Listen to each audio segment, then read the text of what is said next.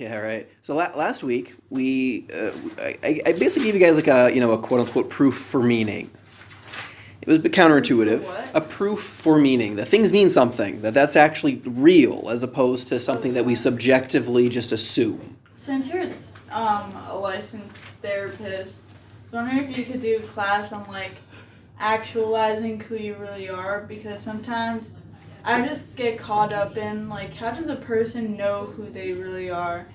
And Tara, we should give that class today, because I, for one, am really taking that idea. Okay, fine. You know what? Sam is not here. She'd like this year. She likes technically stuff. We'll save it. All right, what's your question? Thank you, Rabbi. it's basically what I just said. Should I say it again? Yeah. Um, Because then I'm going to ask you a bunch of questions. okay, yeah. No It, pressure. it might be too Abstract. personal, like based on my own self. We're so I two don't know if people it's, here, like- so it'll work out. We Yeah, can I make know. it as personal as you Yeah. want. So I have a hard time like actualizing who I really am, and it's not just. I feel like I passed Okay, a lot okay. Hold up. Okay. Question. Okay. of. Yeah, Who you really are. yeah. What the Oh, devil? take off my What coat. the devil does that mean? With the devil. Yeah. So sometimes. Because I'll even get a little. I'm a rabbi, so let's get spooky dooky. I mean, within the Rishonim, we are positing that there are many different types of souls you have. What? You have a nefesh, ruach, neshama. I mean, and they do different things. And so you have many different natures about you. So, like, first of all, like, define yourself. Well, it seems to be this is fairly accurate in the way that in different research in psychology is, well, you have many different selves. Yeah. So I know who are you? I mean, you're the person who both loves and hates your parents and loves and hates yourself and, loves and hates your friends. I mean, and those are hugely But different in- experiences. Yeah. So, in certain scenarios, I guess, like sometimes I don't know if I'm quiet because I genuinely want to be quiet in a certain scenario, or I feel constricted. Like, it's hard to like tap into like Your essence? not. I mean, maybe, but like what's healthy in certain scenarios, Okay. because it's not like. I feel like it has to do with peer pressure too, or yeah, sure. Social situations are big, yeah. yeah. Did you ever take that Big Five assessment, out of curiosity? I was just curious. Speak about it. I did a couple times, yeah. In the beginning of the year, he mentioned a test called the Big Five. I mentioned it a couple times. Yeah. 3, 4 I don't think I sessions took it. ago. We should take it as You a should. group I would activity. just be interested in you taking it because I would just be curious what your I personality want to take construct it is. again because I want to make sure I'm taking the right one that you took. Because a few different I'll look options it up came up now. for me. So Yeah. I'm sure they're all pretty much around the same thing. How many questions was it? Like 100? But I took this in the beginning of the year. I don't. right. I got you. That was a dumb question on my part. It's a good one. You Big mentioned it as Five. one of Big your Five. first The Big classes. Five. Yeah, Big Five. The Big So Five. I took it as one of. You know what? I'll even here, shoot me. I'll even send you a more sophisticated version Yeah. that gives subcategories. But anyway, so it'd be worthwhile because that kind of sets the stage of, well, what is the pattern of what basically it's assessing is the pattern of your behavior. How open are you? Who came up with this? Many different research labs Fine.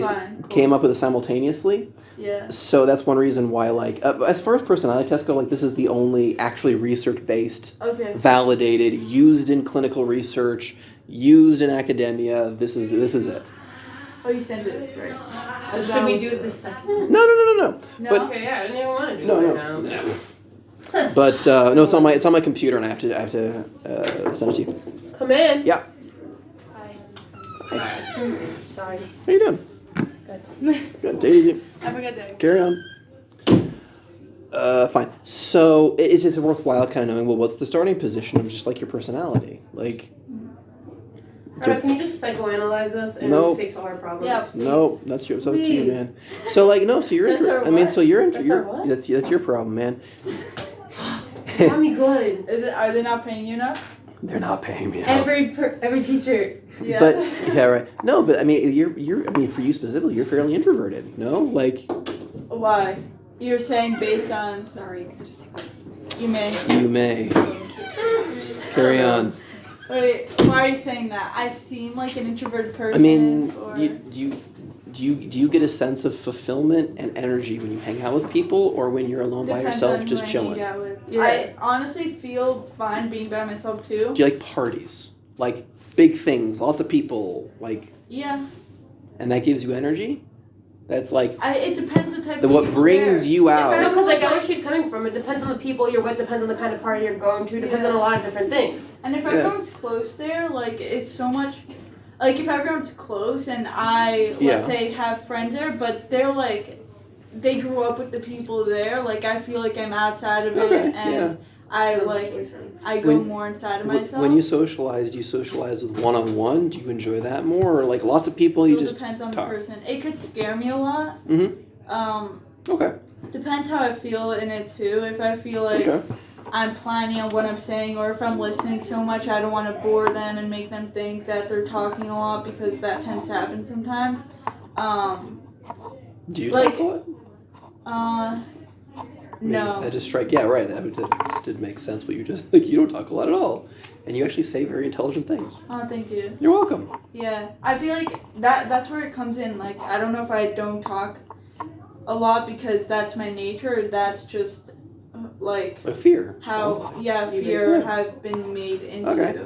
So that's worth knowing, and you kind of like you'd also on this test get a sense of how fear sensitive you are. I mean, people have variation in how sensitive they are to fear. Yeah. Yeah, women. I mean, again, women by nature are highly threat sensitive and very agreeable. But and so, like, logically, that would make you not talk a lot because you just be wanting to be agreeable and you're afraid to say anything. That's common. No, I'm not afraid not to be agreeable. I have been until like I think I've learned from my sister in a way. You had to learn to be disagreeable. You're an enigma. You're like an unknown. How do you explain an enigma? Yeah. Correctly. A puzzle. There you go. Yeah.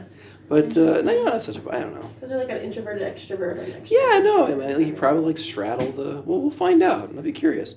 But like. You're curious, or you're not paid enough to be curious? No, I'm always curious. Okay. I'm high in curiosity and openness. Yeah. As a personality trait, but like, here's another way of thinking about it. Defining who you are and saying, I'm not being my true self. Like, that's a big burden to put on yourself. And I also don't think it's accurate. It might be more effective if you just kind of think for a while, like, well, what do you value? Like, in the sense of, there's different like worksheets and stuff that can kind of like help guide a person in this sort of question, but like you kind of think of all the different domains of life: family, friends, career, education, entertainment, and kind of think, well, are those things valuable to you? Well, first, what are they to you? Like, what does family mean to you? What are friends? What do you want to do with your life? How, social involvement, like, what do these things practically mean? Yeah. And, well, do you value them or not? Like, some people exercise, that's a life domain. Well, some people care less about exercise, and fair enough. And, if you feel like exercise is a value that exists in the world, but I just don't care, well, it's no big deal that it's not in your life then. But if it's something like families or friends are really, really valuable to you. I guess things should be valuable. Like exercise, for example, people might hate it, but it should be valuable. So, like, in my sense, like, maybe even though it's hard for me a lot of the time, like, I should make friendships more valuable. Because other people are telling you. That's a dangerous road to go down. But how are other people? I don't think other people are telling me. It's a rule. I just see how it's like a rule and says, okay, that could be. I mean, like, if it's a good idea. Like, here's the thing. Like, if it's effective, great. But like, the way you're putting it is straddling between, okay, effective. Like, it is a good idea to exercise so you live longer. Like, everyone wants that. But there are things that people value because someone else told them they're valuable. Yeah. I don't think anyone told me. Okay, but I'm just like, there's Think probably... I'm lying? No, I think he's just giving me an example. No, I don't think... Yes, I think you're lying. I went to his face. Come on, man. Come on. You know what I would say more? I would say, yes, you're lying because it's too simplistic. Not that you're lying, but you're not aware you're lying. Okay. I would make it... No, I mean, I would make a pie chart. Yeah. How much of this is a rule from other people and how much is this something I value? Okay. And everything's going to be rule from someone else and something that maybe you value. And maybe there's going to be things that you could just care less if, like, you know how you kind of find this out is if one day you woke up and you were the king of the world and everyone had to listen to you, what would you do? Would you get up at 7 o'clock every morning? No, you wouldn't. Well, that means getting up at 7 o'clock is a rule someone else made up. Give me more time to tell people what to do. There you go. Or, right, exactly. Or, well, would you go to school? Well, if the answer is no, that means the rule of going to school is someone else's rule. Well, I think that's always how it is. Come on. Not for me, man. I go to school if I was king or not. Because learning's cool. Depends, I guess, on like if you're learning what you want to learn versus like you're going to like right, and that's elementary school. Right, and that's or another high quote. I mean, that school. reminds me, like Mark. I love that. It was a Mark Twain quote. Like he said, he never let the school system get in the way of his education. That's smart. You know, like, well, you know, that's true. So, like, why are you going to school? And if that's a great example because your parents told you. Because the government told us. Because the government told you. I was just thinking, if someone's king, you know how it's like people's dream to be rich and famous? Like, that's the two main ones. Okay. So let's say someone, like, becomes famous and they see they hate it. Like, what if I feel like... They usually do. They usually do if it's unearned. What? They usually do hate it when it's unearned. Yeah. So... I mean, that's like basically every actor. Yeah. Like that's, Yeah. I mean, there's a couple reasons why, like, they're, like, generally speaking, it's not true for everybody, you know, but there's generally, that's why their lives are complete shambles, is because it's a false type of fame. Yeah. But you didn't actually, Einstein didn't feel so bad about being famous. He earned it. Did you ever hear of the 36 questions? Nope. That lead to love? Maybe. Sounds familiar already. It doesn't actually lead to love. It's supposed to just lead to close connection because it asks very thought out and intimate questions that make you think in a certain way that you end up connecting a lot with the person. And one of the questions are, would you be famous, and if so, why? Yeah. So most people like would say no. I mean, one of my friends said like, yeah, to be a dancer because she just likes to dance. Okay. And I was like, I personally don't find it such a thing, but if I would, it would be for something like that, like curing cancer or something. Like, I don't want to just be famous for like. It's in a movie. Yeah. Because you feel awkward, because, like, if everyone treats you as though you're famous and you're worth more than you are, like, it's built in your body that you're going to feel bad about that. Like, you're living a lie. Yeah. You know? So it's unearned. That's simple as that. So that's one way of kind of figuring out your values is if you were queen, would you do it? Would you come to my class if you were queen? I think, yeah. Okay. Well, that's a value. Now you have it. I mean, okay, that's kind of a silly example. Like, it's self-serving for me, but, you know, good. So you have an example. Now, why? Why is that valuable? Like, and you can kind of explore that and figure out what your values are that way. I brought up the famous thing because that's an example of what people think they want, but when they get it, they don't want it. Yeah. So, like, I could say I value something, but once I have it, what if, like, I don't like it, you know? Right. Because I feel like that then, like, exploring comes in. Like, I could only know something. I can only know if I like something if I try it out. So Yeah. I guess I answered myself. But, like, so, like, that's what I would suggest. So work out your values and then ask yourself, well, these values, how important are they? Scale of 1 to 10. So it could be like everything's a Can you 10. give me different categories? Like you said, family, Yeah, friends. sure. I'll send you stuff. Sure. Okay. 100%. Thank you. And then you ask yourself, how much are they manifesting in my life? So if family is a 10 and then, like, it's manifesting as a 1, well, guess what? I'd feel bad too. Like, that sucks. You want something that's valuable and don't have it. So then you start making goals that lead you to that value. So it's like, you know, value, for example, it could be like, you know, be a good mom. Well, you never get a certificate. No one ever comes to you and says, "Ha, you're a good mom. You did it." A value is something you will never achieve. It's a direction you go in life. But a goal is those little steps on the way, as you're moving towards a value. So being a good mom is getting up on time so you can wake up your kids. Being a good mom is making sure they have breakfast and lunch every day. Being a good mom is making sure that the majority of the things you say to your kids is nice and not complaining about them. Like that's being a good, those are goals you can achieve. Yeah. Are you saying that in the sense that even though someone might not value family, it's important to value it so they train themselves? I don't know. It would depend. I mean, there's a certain amount of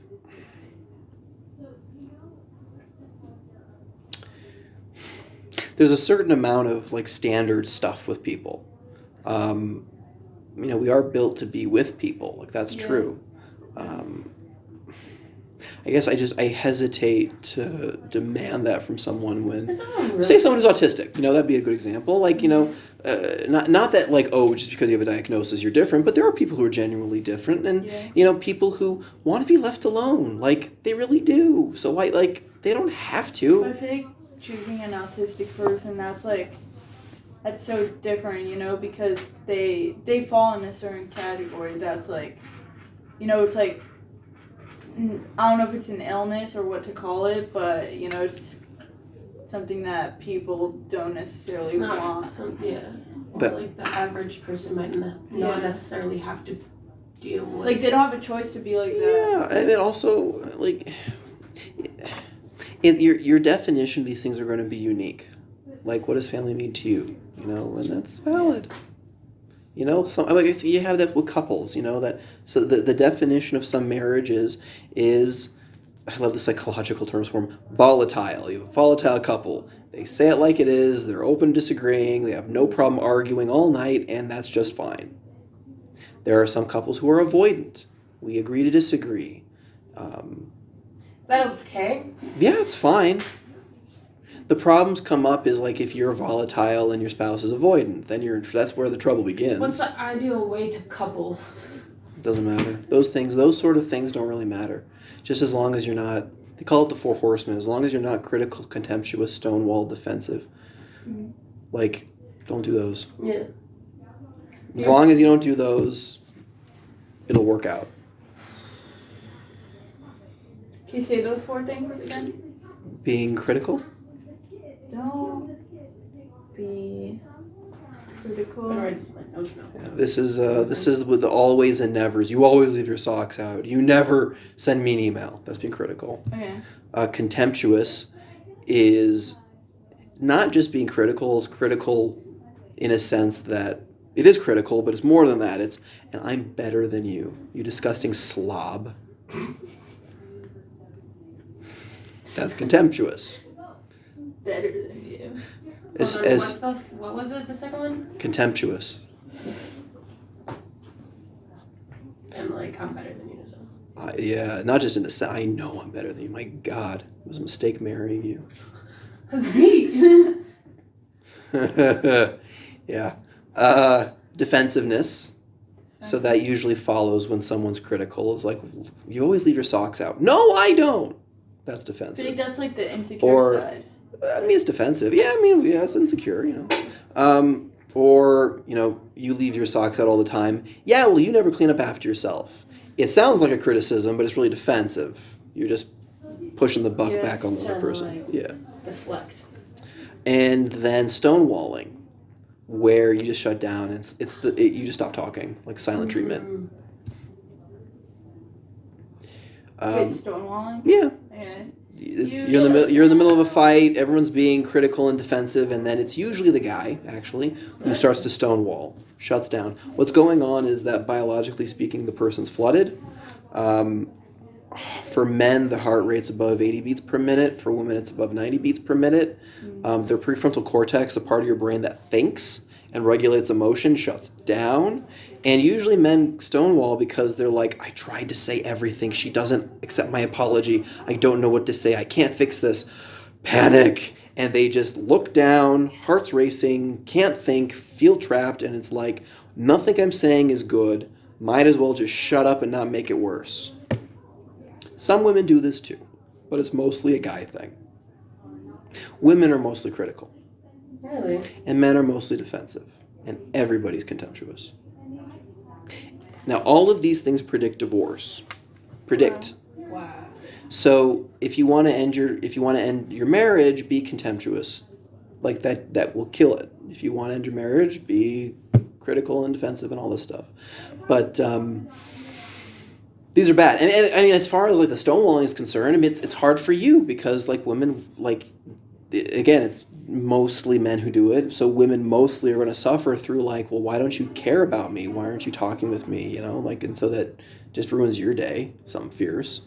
And that's bad. So all these things do predict divorce. How do we get on this topic? It was very left field from what we were talking about before. You mentioned it slightly. I think Shani asked you, how do you couple? Oh yeah, right. Yeah. And he said, don't do these. Don't do these things. And I wrote it down, so I don't do them. Don't do them. What were you saying? Oh, I think I was gonna ask you random. Yeah. So values. Work out your values and set goals for yourself, and set goals for this week, for this month, and this year, and then try and live up to them, and track them.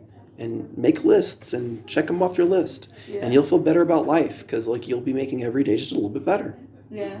I think I used to be critical when people said like set goals or journal and stuff, and like I'm starting to realize how important it is because when I read the stuff I used to write, like you see the changes, and I feel like a person, or at least myself, I'm more critical of myself when I can't compare and contrast. Like you know, but when I see it's visible change, like I feel like I need proof sometimes. Yeah, and stop doing that. Like this list, don't do that to yourself.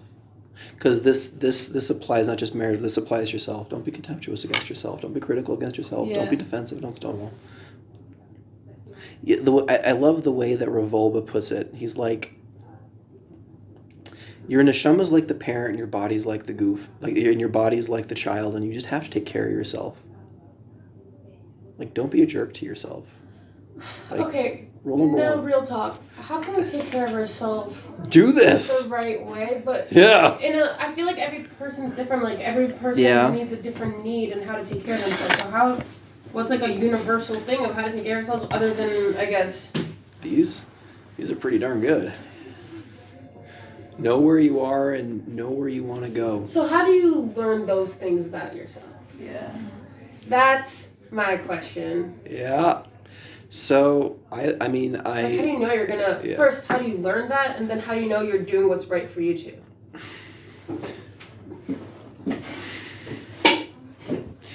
Believe everything that everyone tells you about yourself. Really? Good and bad? Yeah. What? Why? Because, You're dope. Yeah.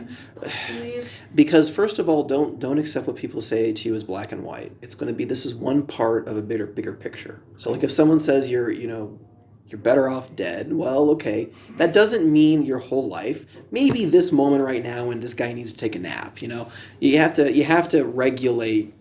But when someone's like very descriptive and they're like, listen, like, you really get on my case a lot. I wish you just kind of like be a little more easygoing. Yeah. Like pay attention to that. It's like, sounds like you're being critical, sounds like you're too intense. You have to look at that. You have to believe what people tell you. Is there... Now, it's like this is subjective and people have bad attitudes too, but the thing is that oftentimes others are going to be more truthful than you're willing to be truthful to yourself. Do you think being passive is being like stonewalling in a sense? Passive is stone. What do you mean by passive? Like, in a sense that, I guess for me, I'm a calm myself out here. I don't like drama, I don't like arguing. So it's not that I'll necessarily climb up and I don't want to say anything and make it worse. Yeah. But I just don't care to be the one to apologize and move on. I'm too I don't have it in me to fight with people. Okay. In a sense. But at the same time, it could be that someone wronged me and I'll just I'll be like, yo, we're good, and just move on. Okay. Well, are you resentful or do you mean it?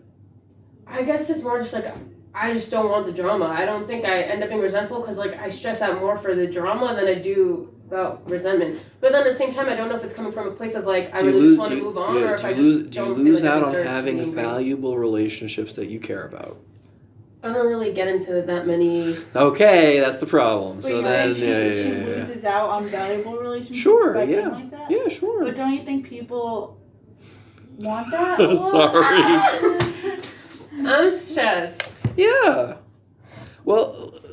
I guess the best people, good people, don't want their friend to like always be sacrificing themselves, I guess. That's true. This is why, like, in all these questions, the number one question you have to not ask, am I being good, but you have to ask, am I being effective? And if you have work, if you do, just being healthy. well, if you, let's like this example, like it would be kind of like, well, the way you're almost describing it is, well, you do value friendship, and maybe the manifestation of friendship is not as much as you'd like.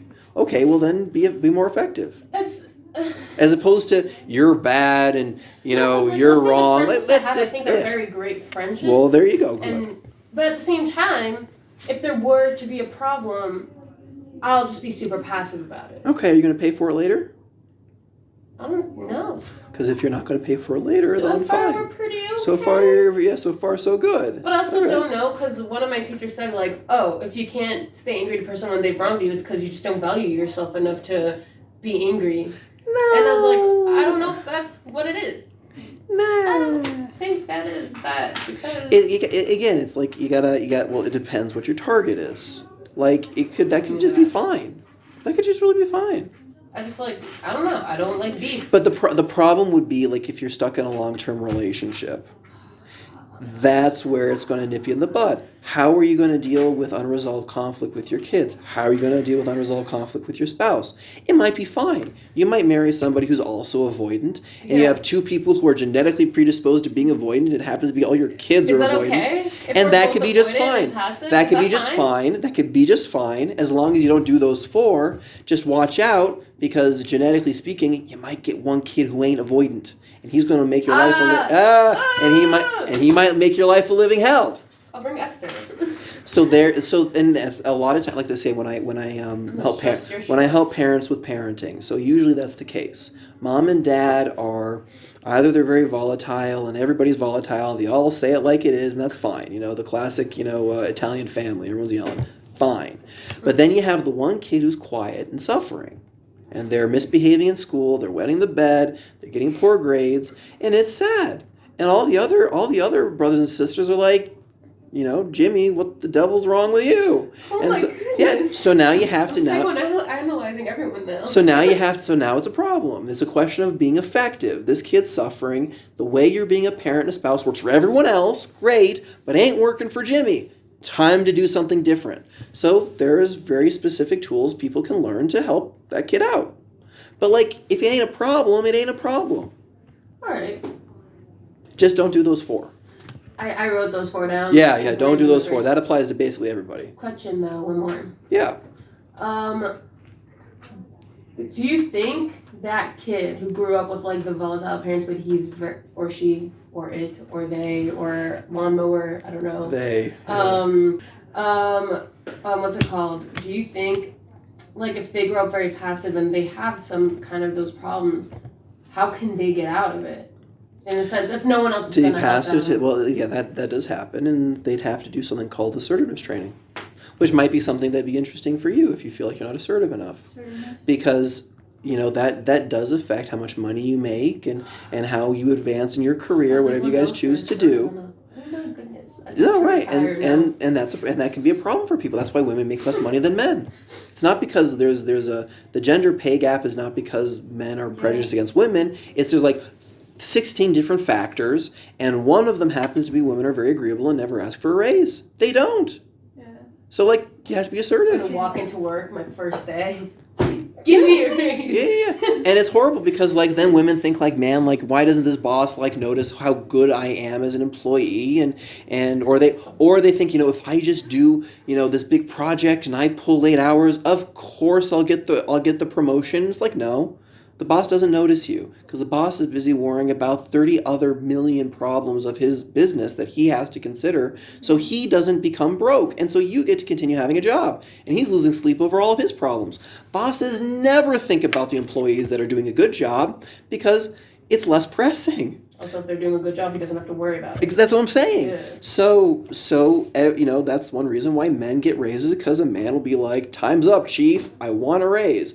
But women don't, because they're agreeable. But I think it's a problem being agreeable, and it's case specific. That's why I'm saying don't put it on you of my personality is not measuring up, maybe it does in some sense, and maybe it doesn't in other senses, and you just have to look at every case differently.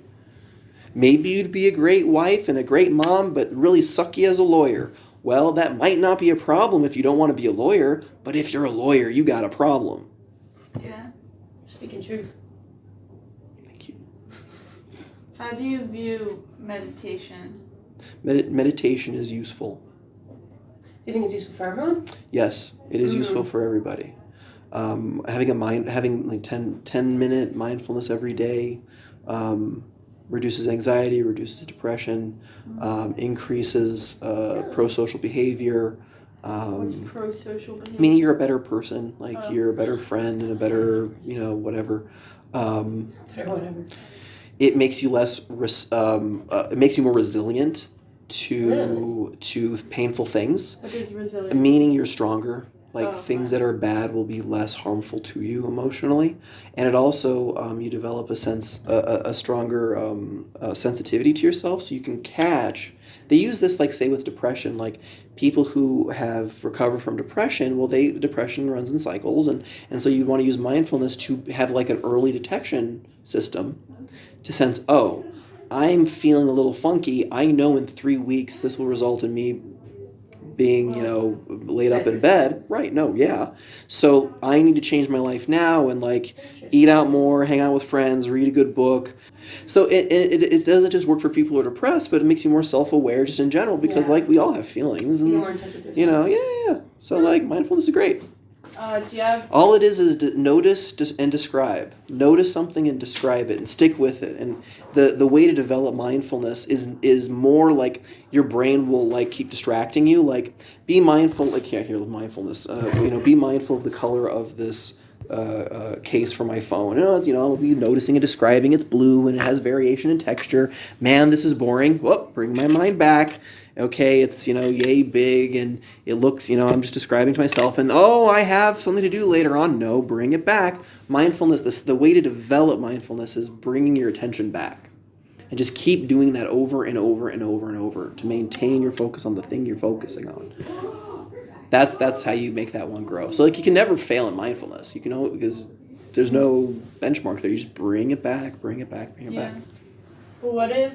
You're making mindfulness sound really neutral, which I'm assuming it should be, but what if someone, their mind just leads them to negative thoughts? I could be thinking that's a really ugly phone case. Yes, yeah. So that's mindfulness. I could be Right. So a part of mindfulness it's good you notice that, and it would be you'd want to use mindfulness. I think this could be very helpful. This is the way you're talking anyway. To use mindfulness to notice when you're judgmental and critical. Oh. And because again, mindfulness is noticing and describing, meaning not editorializing. Being judgmental is editorializing. Editorializing? Yeah, in a newspaper. There's the news section of who, what, where, when, and editorials, those are the fun things everyone likes to read. That's when they're giving the opinion and bashing and all this business. Well, don't do that. That's not... It's you're being critical. Here's a good measure. There's this bum who owes you money. That's critical, by the way. You go to the maitre d'. You say, I want to talk to that stupid idiot who owes me money. So the maitre d' will look at you and say, who are you talking about? That's critical. As opposed to noticing and describing. Do you see that man sitting 3 rows away wearing the brown suit? Could you get him? That's mindful. That's describing what literally is in front of you. So, just do that. Yeah. Don't do the other thing. What's the other thing? Being judgmental. Yeah. Where's the bum who owes me money? Well, do you think someone could be how did it look? Practice this. You get I'm telling you to do things, but if you don't set up every day to practice it, good luck. It's nice information, but you have to learn how to do it. I'm a really mindful person. I could be sitting, maybe it's when I'm alone, but some people have a hard time being with themselves, and I'm so fine in it. I could just be sitting on my bed staring off for 20 minutes. Okay. And so I don't know, so it seems maybe I haven't mastered it in all scenarios, I guess. You're just chill. I don't know. I'd never be able to do that. Really? No. I have to do something. That's another personality trait of being Yeah. industrious. I'm incredibly industrious. Like, I just can't sit. Yeah. I'd go insane. But you can, and that's fine. That's neutral. That's okay. Yeah. What were you gonna say? I was talking to someone once, and they're saying how people are too afraid to be judgmental or to judge someone. Okay. So you think it's possible for someone to be, I guess, too open-minded? Yeah. How? Well, if it harms you. I mean, okay. But, like, how can... I don't get, like... I mean, I guess it depends on what you're open-minded about. Like my son, he's 5. He's incredibly open-minded as a character trait. So he just goes up to everybody and talks to them. He just loves it. He's very cute. And so, like, that's great. That's a good character trait. But he has to learn how to discriminate between people who look safe and who do not look safe. He can't be going up to the Arab street cleaner and start schmoozing about him because, he might whack him. Like, that's not unheard of. So he has to discriminate.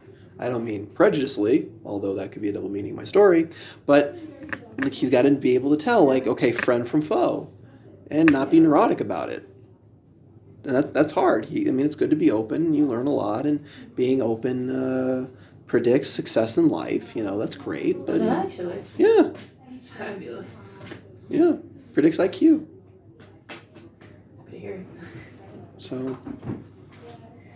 Oh, goodness me. Do you have a meditation tactic? I usually meditate when I'm walking. Really?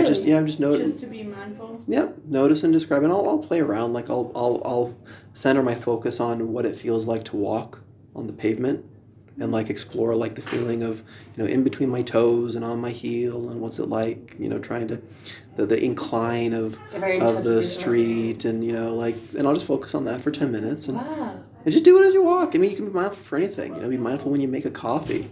So you don't have to waste your time. Because a lot of people are like, I don't want to take the time to... Okay, fair enough. So just be mindful as you're listening to music. Like, how do you be mindful while listening to music? Catch the bass. Okay. Shift to the high notes. Shift to the low notes. Like, you can... The music is very complicated, so it's like explore... It's being curious and exploring the music. Like, being mindful is kind of like... a good metaphor for it is like being a curious researcher. It's like you're putting a moment or a thing under the microscope and really trying to get detailed. Okay. Yeah.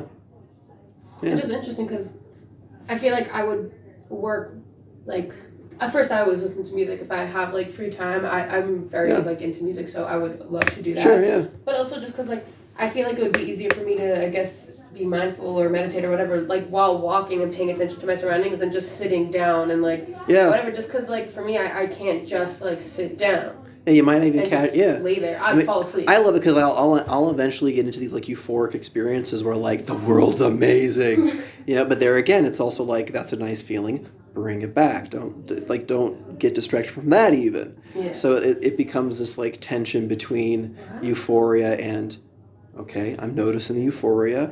Bring it back to the peanut. Bring it back to the peanut.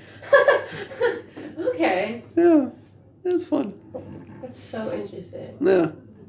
Because I feel like every time someone tells me to meditate, it's just like, come on, I have a great meditating app. You just need to sit down for like whatever. But like, I just, not in like a bad way. I'm just like, I have very weird sleeping problems. Okay. So, but like, if you want me to like sit down and like meditate, I will fall asleep. Yeah. That's another thing. If you want to have, better life, sleep 8 hours. Well, tell it to my mind and stuff because it doesn't agree. Yeah, it does agree. I try. I can go into hard. bed at a normal It's an epidemic. My brain will still not. The CDC has lack of sleep as an epidemic. Really? Epidemic levels, yeah, it's a big problem. Like 70% of people don't get enough sleep. I literally can't sleep. Also, like, if I manage to fall asleep at night, then my body wakes me up really early in the morning. What's cool about sleep, like here I want to plug sleep. First of all, if you sleep, getting 6 hours of sleep means it's 400 times more likely to get cancer. It's 800 times more likely to get dementia. Less than 6 hours? 6 hours or less. Oh my god! It's 600 times more likely to have a heart attack. It's really bad. It basically being awake is causing minor brain damage, and sleep corrects the brain damage. So a person who's getting 6 hours of sleep has the same cognitive awareness and functioning as someone who is drunk. I'm not figuring out. You're figuring out. And you don't know it because the parts of your brain that would be more aware of it are actually damaged, so you actually don't even realize how much you're suffering. Where sleep regulates emotion. Like, so when I have clients come in and they have serious problems, like when there's a test I give people, it's called the SCL90, like it assesses for like 8 different diagnoses. And so when I get if I have someone who has more than 2 or like everything, like I won't even start treatment. It's like, we're getting 8 hours of sleep and we're exercising. We're not doing anything until then. And there's strategies of how to help sleep. Like there's, cognitive behavior therapy has techniques for insomnia. So like it might be worthwhile looking into that. Yeah. So I'll sit down, I'll do CBT of insomnia. We'll take, 10 weeks, sort it out. And what happens, usually it does it unnecessary. Usually people are able to get their act together in 2 weeks. But like what magically happens after those 2-3 weeks is all their symptoms are now half. Because what sleep does is it basically creates a connection between your thinky part of your brain to the emotional part of your brain. So you can regulate your own emotions. But if you're not sleeping for 6 hours, if you're not sleeping for 8 hours, that connection is lost. So life is just miserable. So I promise you, if you guys want to suffer less, but it's not even sleep like 8 hours. I mean, it is in a sense, but like not on purpose. Like I can go into bed, shut off my phone, be there. Yeah. And like 3 hours later, I can still be there, waiting, and then I'll fall asleep, and then my body will wake me up 2 hours before my alarm. So that sounds like insomnia, and like that's something to work out. There are real techniques to solve that problem. I'll send you a sleep hygiene list. See if that's helpful. You have my email. If that's not helpful, then I would strongly encourage you find a clinician who can help you with insomnia. Like there's no reason to ruin your life. Mm-hmm. And also you die from it, so like that sucks. And also what's really cool about this also is people who sleep 8 hours, what they end up noticing is their income increases by 5% to 8%, because you do more. Even though you have less hours of doing it, you literally do more. And when you don't get enough sleep, you subconsciously choose to do easy things. Or maybe consciously you choose to do these things. You don't actually do the hard, complex stuff that will actually make life more productive and more valuable, and might even be you enjoy it more. So like, I'll send that to you. But sleep. I'm so stressed because it's not even by choice. Like today, I woke up 3 hours before my alarm and I couldn't fall asleep till 4. Right. And it wasn't like I woke up and I'm like, don't do this to yourself. Go back to sleep, and I couldn't. Yeah. Well, a lot of this is behavioral. Like you might just be conditioned not to sleep. That's usually the case. So it's a matter of conditioning yourself to sleep. So I'll send you the thing. I'll send you the sleep hygiene. Do it. And see it, and stick with it for a couple weeks. Don't it's not going to happen overnight. I wish it would. I wish it would too. Yeah, but you can sort this out, and then you'll have a better life. Oh my God, I want by a lot. I was surprised, man. Like, because I was sleeping 6 hours, then all of a sudden, like, I started sleeping for 8 hours. I'm like, oh my God, like, the colors are brighter. It was not. No, I'm not joking. It's just nuts how different life is with 8 hours. It's like things that were on my mind or my own concerns, they just vanished. Like negative things? Yeah, it's gone. I'm so excited. Just like that. I'm so excited. And it was like I was just shocked because here, and it was, it really hit me when I was in graduate school, university. It was like, I'm working hard on this, like I should stay up late pulling all-nighters. Like, no, that doesn't work, because like actually if you pull all-nighters, it kills your memory. Because sleep, what basically the other thing that sleep does is it's like it transfers things that are in your short-term memory to long-term memory. So you save the things you learned today, and it makes more space for you to learn more the following day. So it's pressing the save button basically, and it also, like, you solve problems when you're sleeping. So that's the phrase, sleep on it. It really is true that when you go into REM sleep, your brain in this very like non-linear sort of way like takes everything you learned today, associates it and compares it and contrasts it to everything you've ever learned, and then you just wake up with solutions. But the way sleep works is in the first part of the night, you're mostly doing the non-REM sleep, which is memory saving. Mm-hmm. And the latter part of the night, you're doing REM sleep, which is the fancy like emotional stability stuff and problem solving. So if you get 6 hours of sleep, you're missing 80% of REM sleep.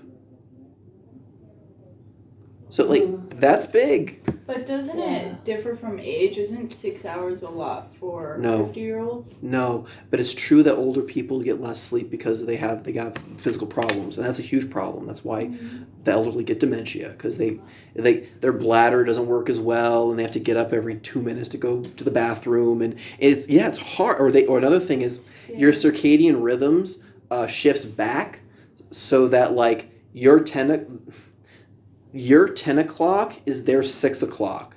So a lot of old people don't sleep when their body wants to sleep. So they'll take little naps until 10 p.m. and then they can't get to sleep because they were just taking naps. So they just and then whatever, the electrical impulses in the brain are kind of off. So there's a lot of problems. You can reduce some of them, but that's one thing that'll kill you when you get old. Exciting. Yeah. Start early. Get some sleep. Sorry, the sleep hygiene thing? Yep. Yeah. Please? And exercise, 2 times a week, 45 minutes. Get your heart pumping. 45 minutes? 45 minutes. That's a long time. 5 minutes? Yes. What? Yeah. Sorry. I did 15 minutes, but it's like... Garnished. It's... I ran to the bus today. Second. I don't. Oh, goodness. You'll feel amazing. You'll feel like, start with sleep. That might be more important. That's for sure more important. But exercise, man. 45 minutes. Twice a week. Get your heart pumping. I feel like sometimes we need to hear this stuff, But this, again, exercise is very similar to all the stuff I'm telling you now. It's like that regulates your emotions, that makes life more positive. You're more creative and you're better able at problem solving. You're more hardworking. There's no reason why not. It only helps you. It's not a waste of time. It's an investment that makes life easier and makes you more productive and successful. So whenever people say these things, I just think of, there's this guy that, he does a bunch of shrooms and he's just he's just into philosophy and stuff. I think he's dead. I don't know. You're describing every other student in university in the philosophy department. Whatever. This guy, he became famous for it, and I don't get how people it seems like false happiness in a way. Because you're saying doing drugs? It's under wisdom. But how does he appear normal? I don't know. It probably isn't. Huh? Probably isn't. Doing drugs is what? I mean, if you're using heavy psychedelics, that's a marker that predicts mental illness. I mean, that's really interesting. Smoking nowadays, this has changed. It used to not be this way when everyone was smoking, but nowadays, if you see someone smoking, it's 80% chance this person has a serious personality disorder. It's a predictor. Yes, it's a predictor of mental illness. Really? Because only people who are mentally ill would smoke. It's really as simple as that. It's not always. Like I said, it's 80% chance. But it's you see someone smoking, if you're dating and he smokes, don't marry him. Because there's a high probability of something seriously wrong with that man. Who says that? Me and all the research. Yeah. No, I'm saying this is research. So this is standard research. Cigarettes, is a big boy now. I don't know about you. You might be a nice guy, but you know what? I'm not taking the risk. Yeah. And plus, it'll kill you. So because cigarettes aren't as common anymore. That's right. They're not. That's why it becomes a predictor. What about vapes then? Would it be the same thing? I don't know. That I haven't seen research on. But it's because what it is, it's someone who doesn't care about their health. They're falling apart to such an extent they started smoking because everyone says don't smoke. So why are you smoking? I feel like it's also sometimes circumstantial. I mean, you said it's also 80%. Yeah, 80%. So sometimes, but. Are you saying because the effect that it gives them isn't I feel like people don't say as much with alcohol because that makes people drunk and they enjoy doing that, but smoking it doesn't make anyone it gives you a buzz for. No, right, but it's people not taking care of themselves is a warning sign for trouble. Oh, yeah. That's what it is. If you're not taking care of yourself, there's a reason. It's something wrong with you because Okay, and like there's like sleep. That's a common problem. Many people have that problem, but that also is a predictor of not doing so well because like you're not able to regulate your emotion as well. So like that's if you have a guy, it broke my heart. I run a skills group for people suffering from borderline personality disorder, and we're just learning practical skills like when you want to cut yourself, do this instead. You're just training them with like hundreds of skills and trying to get them in the habit of it. And so I just randomly asked, well, how's sleep going for everybody? And they're like, I sleep an hour a day, or like maybe I sleep 2. So it's like that's also a warning sign. It might not be insomnia. It might be a big problem. So like when you're dating, ask the guy how much he sleeps.